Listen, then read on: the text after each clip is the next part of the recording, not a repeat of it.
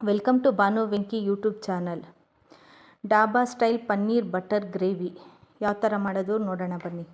ನಾನು ಒಂದು ಪ್ಯಾನ್ಗೆ 1-2 ಸ್ಪೂನ್ ಆಯಿಲ್ ಹಾಕಿ ಅದಕ್ಕೆ ಒಂದು ಈರುಳ್ಳಿ, ಒಂದು 4 ಬ್ಯಾಡಗಿ ಮೆಣಸಿನ್ಕಾಯಿ, ಒಂದು 4 ಒಣಗಿದ ಮೆಣಸಿನ್ಕಾಯಿ, ಒಂದು 4 ಲವಂಗ, ಒಂದು 4 ಚಕ್ಕೆ ಇದನ್ನೆಲ್ಲ ಹಾಕಿ ಫ್ರೈ ಮಾಡ್ಕೊತಾ ಇದ್ದೀನಿ.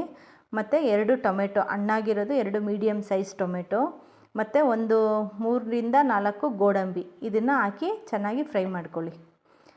ಫುಲ್ಲು ಫ್ರೈ ಮಾಡ್ಕೊಂಡಾದಮೇಲೆ ಅದನ್ನು ಮಿಕ್ಸಿ ಜಾರ್ಗೆ ಹಾಕಿ ಸ್ವಲ್ಪ ತಣ್ಣಗಾದಮೇಲೆ ಅದನ್ನು ರುಬ್ಕೊಳ್ಳಿ.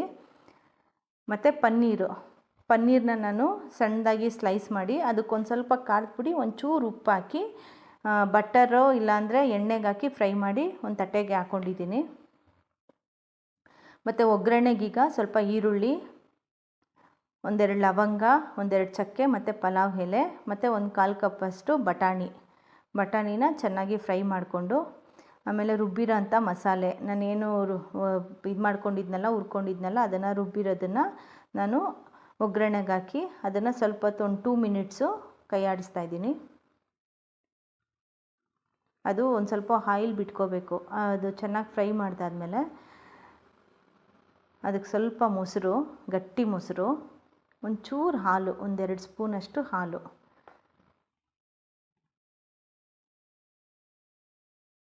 ಹಾಕಿ ಸ್ವಲ್ಪ ಫ್ರೈ ಮಾಡ್ಕೊಳ್ಳಿ. ಅದನ್ನು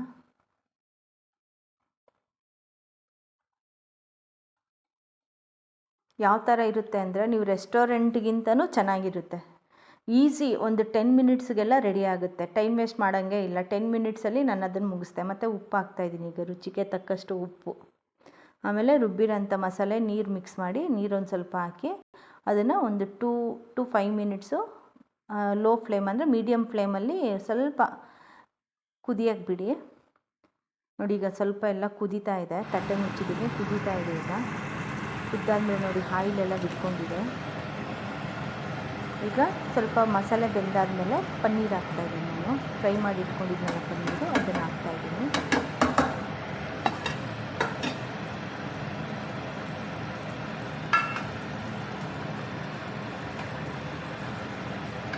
ಈಗ ಅದನ್ನು ಮಿಕ್ಸ್ ಮಾಡಿ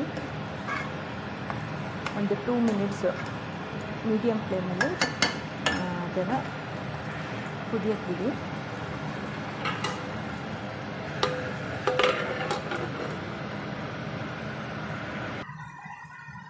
ನೋಡಿ, ಈಗ ಕುದ್ದಿದೆ. ಕೊತ್ತಂಬರಿ ಸೊಪ್ಪನ್ನ ನಾನು ಉದುರಿಸ್ತಾ ಇದ್ದೀನಿ.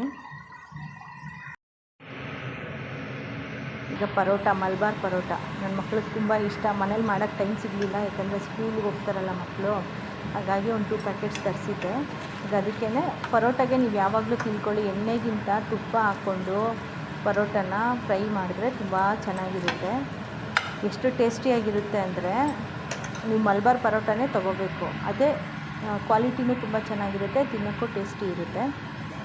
Paratha with butter paneer curry ready ಇದೆ. ತುಂಬ ಟೇಸ್ಟಿಯಾಗಿದೆ. ನೀವಿನ್ನೂ ನನ್ನ ಚಾನಲ್ಗೆ ಸಬ್ಸ್ಕ್ರೈಬ್ ಆಗಿಲ್ಲ ಅಂದರೆ ನನ್ನ ಚಾನಲ್ನ ಸಬ್ಸ್ಕ್ರೈಬ್ ಆಗಿ, ನನ್ನ ಚಾನಲ್ನ ಲೈಕ್ ಮಾಡಿ, ಶೇರ್ ಮಾಡಿ. Thank you.